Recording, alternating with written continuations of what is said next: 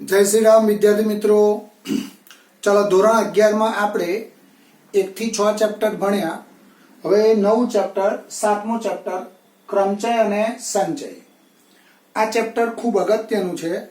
Chapter भाषाकीय छे अने आ chapter जे छे एने आ चैप्टर में जे टॉपिक आवशे ए टॉपिक पहला तमे क्यारे भण्या नहीं होय એટલે આ વસ્તુ આખી નવી છે એટલે રેગ્યુલર તમે નોટ બનાવજો, સરસ તૈયાર કરજો અને ના આવડે તો મીટિંગમાં મને પૂછજો। ચલો ક્રમચય અને સંચય। તો ક્રમચય એટલે શું થાય? ગોઠવણી।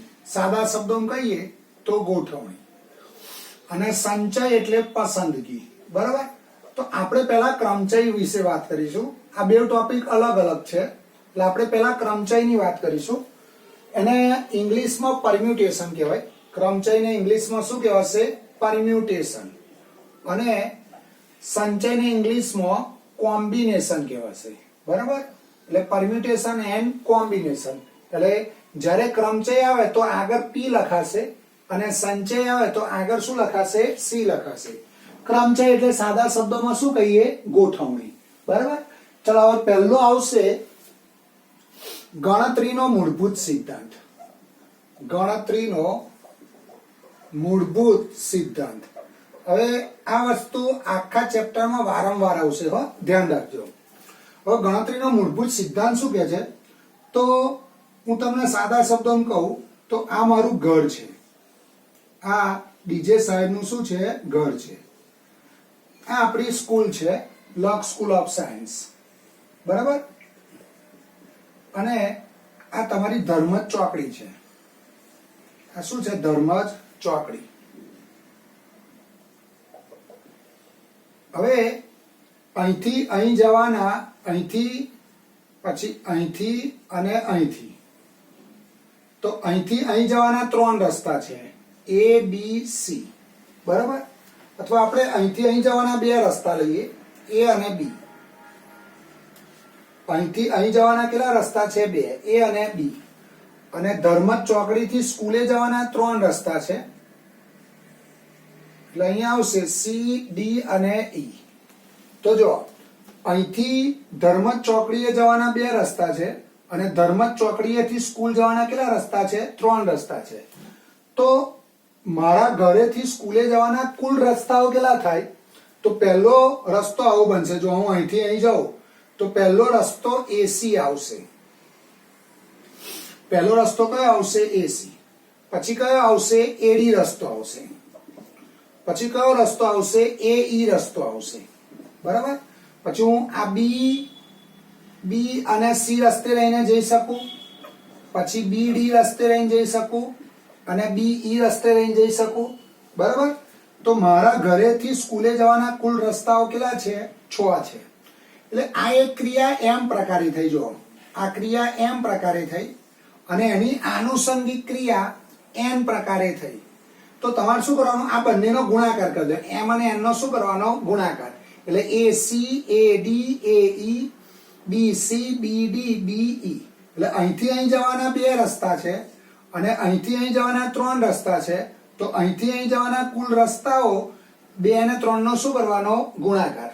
એટલે ગણતરીનો મૂળભૂત સિદ્ધાંત શું કહે છે?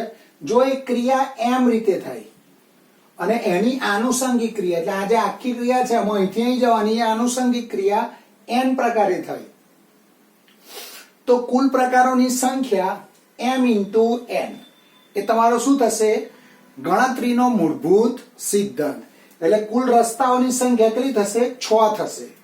AC દ્વારા હું સ્કૂલે પહોંચી શકું, AD દ્વારા હું સ્કૂલે પહોંચી શકું, AE દ્વારા હું સ્કૂલે પહોંચી શકું, BC દ્વારા હું સ્કૂલે પહોંચી શકું, BD દ્વારા હું સ્કૂલે પહોંચી શકું અને B * E દ્વારા પણ હું સ્કૂલે પહોંચી શકું। તો પહેલો ટોપિક ગણતરીનો મૂળભૂત સિદ્ધાંત।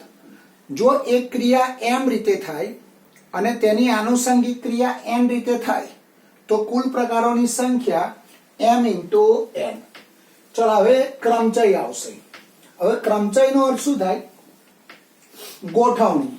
ક્રમચય એટલે શું થાય? ગોઠવણી। બરાબર? તો ગોઠવણી કેવી હોય? કાં તો પૂરેપૂરી ગોઠવણી હોય, પૂરેપૂરી ગોઠવણી હોય, કાં તો અધૂરી ગોઠવણી હોય। પૂરેપૂરી ગોઠવણી કાં તો અધૂરી ગોઠવણી। હવે આપણે આ પી કેમ, આ પી શું દર્શાવે? ગોઠવણી દર્શાવે, બરાબર. તો પહેલું આવશે સુરેખ ક્રમચય. સુરેખ ક્રમચય, બરાબર. ક્રમચય એટલે ગોઠવણી. ગોઠવણી કેવી હોય? પૂરેપૂરી કાં તો અધૂરી. હવે હું 3 વ્યક્તિ છે, 3 વ્યક્તિને 3 સ્થાનમાં ગોઠવવાના પ્રકાર, તો શું લખાય? 3p3. 3p3 3 ને 3 સ્થાનમાં ગોઠવવાના પ્રકાર 3p3, બરાબર. તો આ શું કહેવાય? તમારી પૂરેપૂરી ગોઠવણી કહેવાય. હવે 3 વ્યક્તિ છે અને 2 ખુરશી છે, તો 3 ને 2 માં એટલે વારાફરતી ગોઠવવા પડે, તો એ શું બનશે? 3p2. એટલે 3 ને 2 સ્થાનમાં ગોઠવવાના પ્રકાર શું બને? 3p2. હવે સુરેખ ક્રમચય એટલે શું? તો હું વ્યાખ્યા લખું પછી સમજાવું. પુનરાવર્તન સિવાયની સુરેખ ગોઠવણીને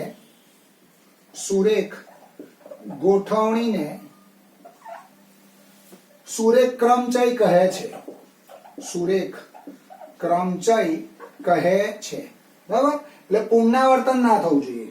પુનરાવર્તન સિવાયની સુરેખ ગોઠવણીને સુરેખ ક્રમચય કહે છે. ધારો કે હું લખું છું NPR, તો n વસ્તુને r સ્થાનમાં ગોઠવવાના પ્રકાર NPR. તો તમારે શું કરવાનું? NPR નો અર્થ શું થાય? n થી શરૂ કરવાનો, પછી એક ઓછો કરતું જવાનું, અને કઈ સુધી જવાનું? r સ્થાનમાં ગોઠવવાના. એટલે n - r + 1. જો તમે n બરાબર અહીંયા 1 મૂકો તો 1 1 જાય એટલે પહેલું આવી જાય. પછી n બરાબર 2 ગોઠવો એટલે પ્રથમ 2 ગોઠવણી આવે. n બરાબર 3 લો તો પ્રથમ 3 ગોઠવણી આવે. તો NPR નો અર્થ શું થાય? તો NPR નો અર્થ n થી શરૂ કરીને દર વખતે એક બાદ કરતા મળતા r અવયવોનો ગુણાકાર. હવે આને આ રીતે સમજાજો. ધારો કે હું આવું લખું 5p5, તો આ નીચેના સ્થાન દર્શાવે. મારે જો 5 સ્થાન છે, જો 1 2 3 4 અને 5. હવે શરૂઆત 5 થી કરવાની. અહીંયા શું છે? 5. તો 5 ને 5 થી શરૂ કરવાના, દર વખતે એક બાદ કરતું જવાનું. તો આનો અર્થ શું થાય? 5 થી શરૂ કરીને દર વખતે એક બાદ કરતા મળતા 5 અવયવોનો ગુણાકાર 5p5. તો આનો જવાબ આવશે 5 × 4 × 3 × 2 × 1. એનો શું બનશે? જવાબ બનશે, બરાબર. ચલો પછી એ રીતે હું આવું લખું 9p3. તો જો અહીંયા કેટલા છે? 3. એટલે 3 સ્થાન છે, તો 9 થી શરૂઆત કરવાની. 9p3 એટલે 9 થી શરૂઆત કરવાની, દર વખતે એક બાદ કરવાના, મળતા 3 અવયવોનો ગુણાકાર. એટલે 9 8 અને 7. આનો ગુણાકાર કરો એ તમારો શું આવે? જવાબ આવે. એટલે 9 ને 3 સ્થાનમાં ગોઠવવાના પ્રકાર 9 8 7. ચલો પછી આવશે હવે જુદા જુદા દાખલા આવશે. ચલો આમાં પહેલો 9p3. 9p3 તો અહીંયા જો 3 છે, 1 2 3 3 સ્થાન છે, શરૂઆત 9 થી કરો. આપણે જનરલ સૂત્ર આવું છે, જો NPR. તો n n - 1 n - 2 ... n - r + 1. આનો અર્થ શું થાય? n થી શરૂઆત કરવાની, દર વખતે એક બાદ કરતા જવાનું, અને મળતા r અવયવોનો ગુણાકાર. આમાં તમે r બરાબર 1 મૂકો એટલે 1 1 ઉડી જાય એટલે પહેલો n મળે. પછી r બરાબર 2 લો એટલે પહેલા 2 n n - 1 મળે. પછી r બરાબર 3 લો તો પહેલા 3 n n - 1 n - 2 મળે. ચલો 9p3 એટલે 9 પછી એક ઘટાડો 8 અને 7. આનો ગુણાકાર કરો એ તમારો જવાબ આવશે 504. ચલો હું બધા લખી દઉં હવે. 5p2 પછી 10p3 પછી 3p10 પછી 10p4 પછી 11p3 પછી 12p4 8p4 પછી 7p2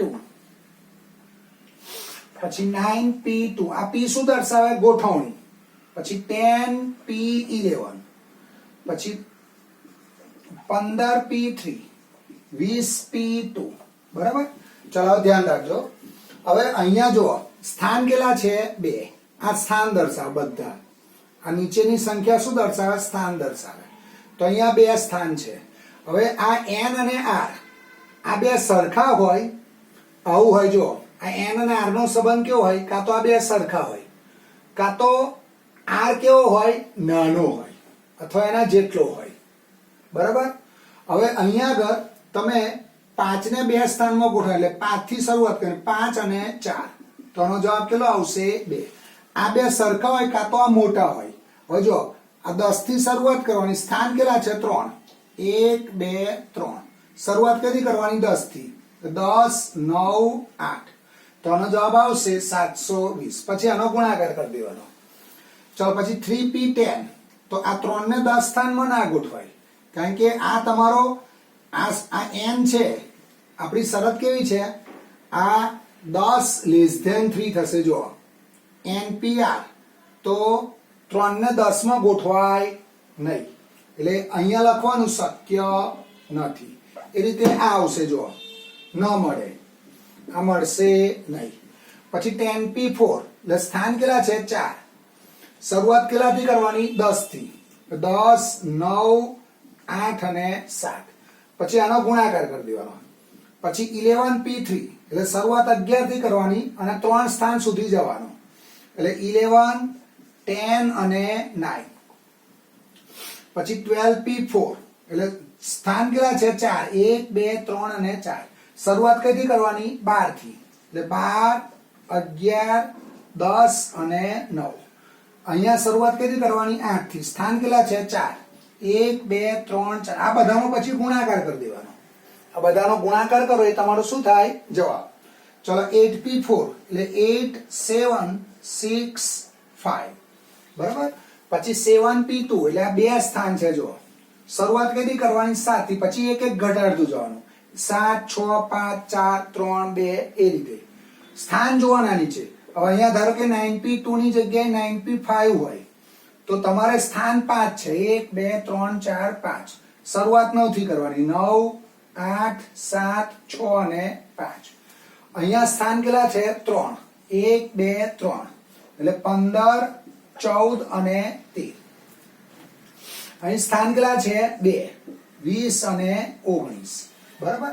પછી આ બધાનો ગુણાકાર કરશો એટલે તમને માગેલ દાખલાનો જવાબ મળશે. એટલે NPR નો અર્થ શું થાય, તો n વસ્તુને આ સ્થાનમાં ગોઠવવાના પ્રકાર, n વસ્તુને આ સ્થાનમાં ગોઠવવાના પ્રકાર, NPR સુરેખ ગોઠવણી, n n-1 n-2 n-r + 1. તો NPR નો અર્થ શું કરીશું, તો શરૂઆત n થી કરવાની, દર વખતે એક ઓછા કરતું જવાનું, અને સફિક્સમાં r છે, એટલે મળતા r અવયવનો ગુણાકાર, મળતા 3 અવયવનો ગુણાકાર, મળતા 2 અવયવનો ગુણાકાર, મળતા 3 અવયવનો ગુણાકાર, મળતા 4 અવયવનો ગુણાકાર, મળતા 3 અવયવનો ગુણાકાર. ચલો પછી આવશે ક્રમ ગુણિત. ક્રમ ગુણિત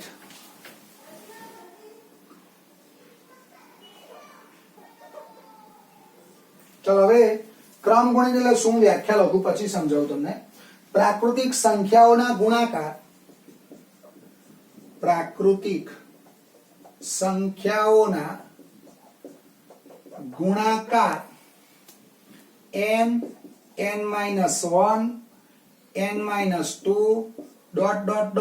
1 ને ક્રમ ગુણિત n કહે છે, ક્રમ ગુણિત n કહે છે.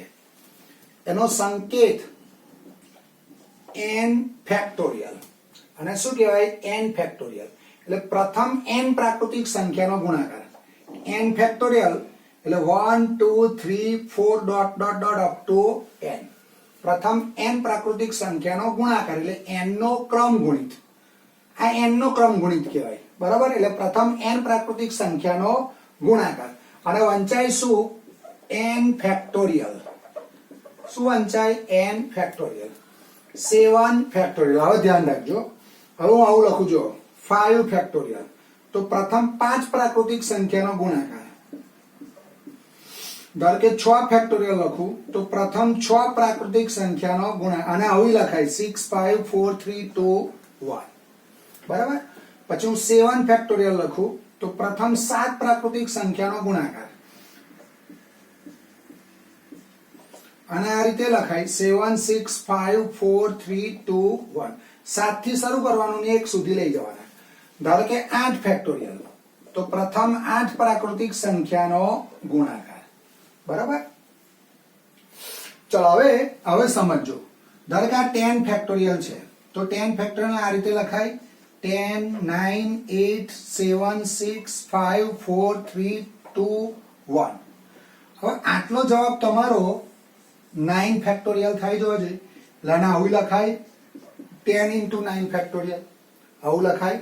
એટલે તમારે 10 ને 9 ફેક્ટોરિયલ સુધી લઈ જવા હોય તો 10 થી શરૂઆત કરવાની, એક ઘટાડવાનો, અને 9 અટકવું છે તો જે અટકવું હોય ત્યાં ફેક્ટોરિયલ લગાડી દેવાનો.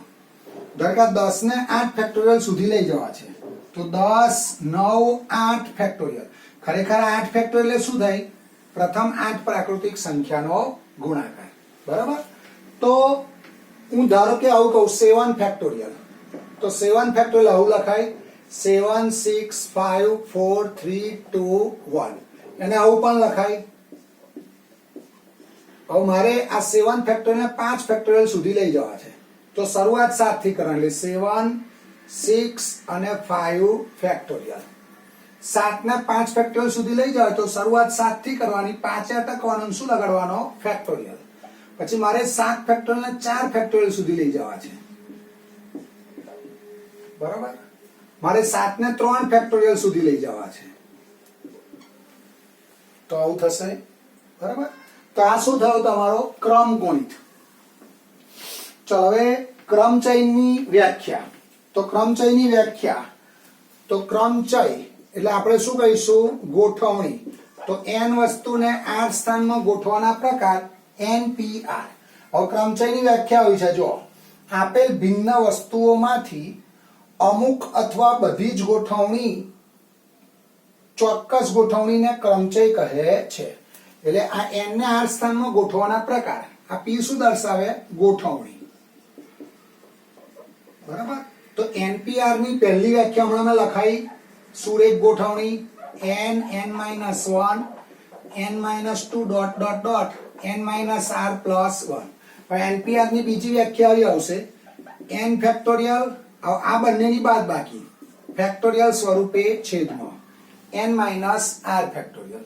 શરત લખીશું 1 less than or equal to r less than or equal to n અને n બિલોંગ્સ ટુ r. બરાબર. તો NPR ની વ્યાખ્યા શું છે? n ફેક્ટોરિયલ, આ બંનેની બાદબાકી ફેક્ટોરિયલ સ્વરૂપે છેદમાં લખાય. ચાલો ઉદાહરણ લઈએ. 5p2. તો જો આના આ 5p2 એટલે ખરે આના પહેલી બે રીતે જવાબ આવજો. આ સ્થાન કેટલા છે? 2 5 અને 4. 5 થી શરૂઆત કરવાની, એટલે 5 ચોક 20. હવે આપણે આ વ્યાખ્યાથી 20 જવાબ લઈએ. જો બીજી રીત આવી છે 5p2 એટલે આવું થાય, ઉપર 5 ફેક્ટોરિયલ અને આ બંનેની બાદબાકી, એટલે 5 minus 2 ફેક્ટોરિયલ, એટલે 5 ફેક્ટોરિયલ અને 3 ફેક્ટોરિયલ. હવે 5 ને 3 ફેક્ટોરિયલ સુધી લઈ જવાય, તો શરૂઆત 5 થી કરવી પડે. એટલે 5 4 3 ફેક્ટોરિયલ અને છેદમાં આવશે 3 ફેક્ટોરિયલ. તો આ 3 3 ફેક્ટોરિયલ ગયા, એટલે જવાબ આવશે 20. આવી ગયો 20. બરાબર. એટલે બંને વ્યાખ્યાઓ કેવી છે? સાચી છે. ચલો હવે આવશે ઉદાહરણ 5. પહેલો દાખલો, ઉદાહરણ 5. તો આ NPR ના આપણે બે સૂત્રો યાદ રાખીશું. n factorial upon n minus r factorial. આ પહેલું સૂત્ર, અને અહીંયા કયું સૂત્ર આવશે? બીજું સૂત્ર. ચલો આમાં પહેલો દાખલો, ઉદાહરણ 5. ચલો એમાં શું આપ્યું છે? પહેલું 5 ફેક્ટોરિયલ, પછી આવશે 7 ફેક્ટોરિયલ, પછી આવશે 3 નંબરમાં 7 ફેક્ટોરિયલ માઇનસ 5 ફેક્ટોરિયલ. બરાબર. ચલો હવે 5 ફેક્ટોરિયલ એટલે 5 નો ક્રમ ગુણિત, 5 નો ક્રમ ગુણિત 5 ફેક્ટોરિયલ પ્રથમ 5 પ્રાકૃતિક સંખ્યાનો ગુણાકાર. તો 5 ફેક્ટોરિયલ શરૂઆત 5 થી કરો, 5 4 3 2 1, અથવા આવું લખાય 1 2 3 4 5. 5 ચોક 20 40 60 120. તેનો જવાબ શું આવશે? 120. ચલો પછી 7 ફેક્ટોરિયલ. તો 7 ફેક્ટોરિયલ એનો અર્થ શું થાય? પ્રથમ 7 પ્રાકૃતિક સંખ્યાનો ગુણાકાર. પ્રથમ 7 પ્રાકૃતિક સંખ્યાનો ગુણાકાર. એટલે 7 6 5 4 3 2 1 અથવા 1 2 3 4 5 6 7. પછી આ બેનો આનો ગુણાકાર કરી દો. 7 ગુણ્યા 6 ગુણ્યા 5 ગુણ્યા 4 ગુણ્યા 3 ગુણ્યા 2. તેનો જવાબ આવશે 50 40. બરાબર. પછી ત્રીજામાં શું કહે છે? 7 ફેક્ટોરિયલ માઇનસ 5 ફેક્ટોરિયલ. તો 50 40 શોધેલો જ છે, જવાબ જોવા જોઈએ. 7 ફેક્ટોરિયલ નો જવાબ કેટલો છે? 50 40. અને 5 ફેક્ટોરિયલ નો જવાબ કેટલો છે? 120. ચલો આનું સાદુરૂપ આપશો એટલે જવાબ આવશે 4920. બરાબર. ચલો પછી એના પછીનો દાખલો છે 6 ફેક્ટોરિયલ. તો 6 ફેક્ટોરિયલ એટલે શું થાય? પ્રથમ 6 પ્રાકૃતિક સંખ્યાનો ગુણાકાર. એટલે 6 5 4 3 2 1. આનો ગુણાકાર કરશો એટલે જવાબ મળશે 720. ચલો પછી 8 ફેક્ટોરિયલ અપોન 2 ફેક્ટોરિયલ.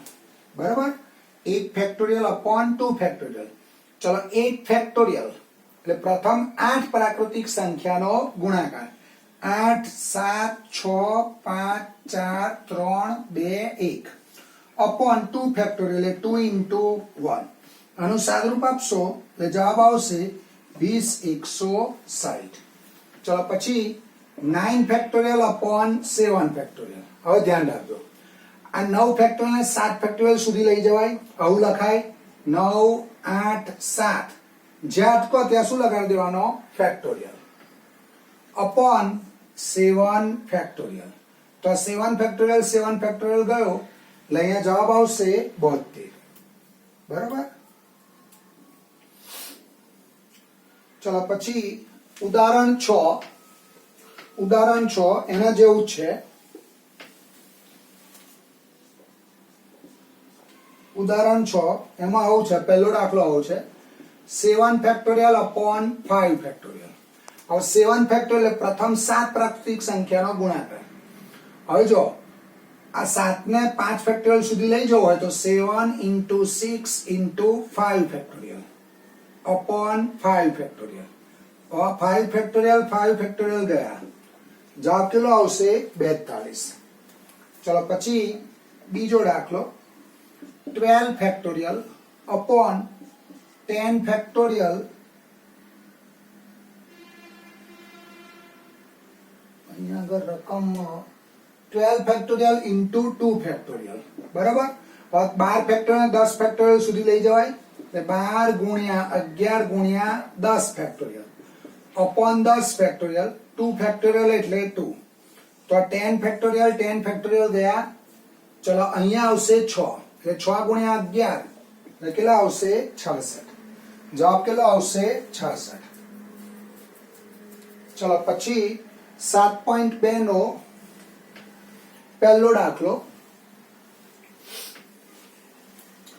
7.2 નો દાખલા નંબર 1. એમાં પહેલો ભાગ છે 8 ફેક્ટોરિયલ. ચલો 8 ફેક્ટોરિયલ એટલે પ્રથમ 8 પ્રાકૃતિક સંખ્યાનો ગુણાકાર. 8 ગુણ્યા 7 ગુણ્યા 6 ગુણ્યા 5 ગુણ્યા 4